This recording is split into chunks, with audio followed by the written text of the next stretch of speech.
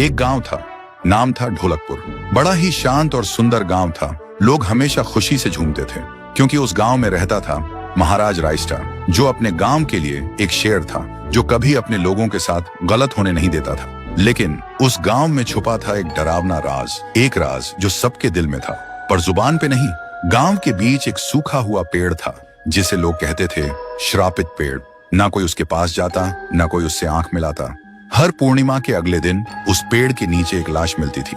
लोग कहते रात में कोई आता है और लाश छोड़ जाता है, लेकिन कभी किसी ने कुछ देखा नहीं, और देखता भी कैसे। जो देखता वो अगले दिन पेड़ के नीचे होता था। एक दिन रायस्टार ने ठान लिया, बस अब और नहीं, इस राज का अंत मैं ही करूंगा, क्योंकि ढोलकपुर का नाम मिट्टी में मिल रहा था। फिर एक पूर्णिमा की रात रायस्टार चुपके से जाकर पेड़ के पास बैठ गया। रात के 2 बजे एक आवाज आई, थुंग थुंग थुंग थुंग थुंग थुंग थुंग थुंग थुंग सहूर।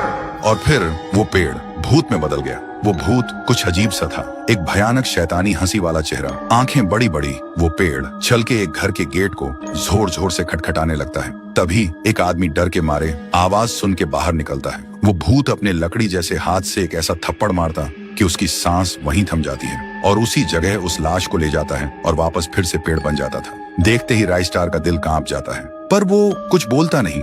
सुबह लोग भीड़ में जमा हुए और रायस्टार ने पहली बार उस पेड़ से बात करने की कोशिश की। पेड़ के अंदर से एक आवाज निकली, क्या तुम सब भूल गए मुझे? रायस्टार बोलता है, तू कौन है? पेड़ बोलता है, मैं हूँ ठुन ठुन ठुन साहुर। एक वक्त था जब मैं भी इस गांव का एक प्यारा सा बच्चा था, लेकिन 100 साल पहले मुझे इसी पेड़ से रस्सी बांधकर उल्टा लटका दिया गया, गांव वालों की आंखों के सामने, और मेरी मौत को तमाशा बना दिया गया, सिर्फ इसलिए क्योंकि मैंने एक राज देख लिया था जो लोग छुपाना चाहते थे।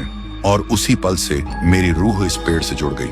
उस दिन से मैं इंसान नहीं, एक सज्जा बन गया, और हर पूर्णिमा में एक राजदार को चुनता हूँ और फिर उसे उसकी खामोशी का हिसाब देता हूँ। रायस्टार बोलता है, लेकिन अब तो वो लोग मर चुके हैं ना, जो तेरा कसूरवार थे। अब तू मासूम लोगों को क्यों मार रहा है? पेड़ कुछ देर चुप रहता है, फिर बोलता है, ठीक है, बस एक बार मुझे याद करो, एक दिया जला दो, फिर मैं कभी किसी को नहीं मारूंगा। फिर रात में सब लोग आते हैं, एक एक दिया जलाते हैं, और तभी पेड़ अपने आप से आग पकड़ लेता है, और आखिर में मुक्ति मिलती ठुन ठुन ठुन साहुर को।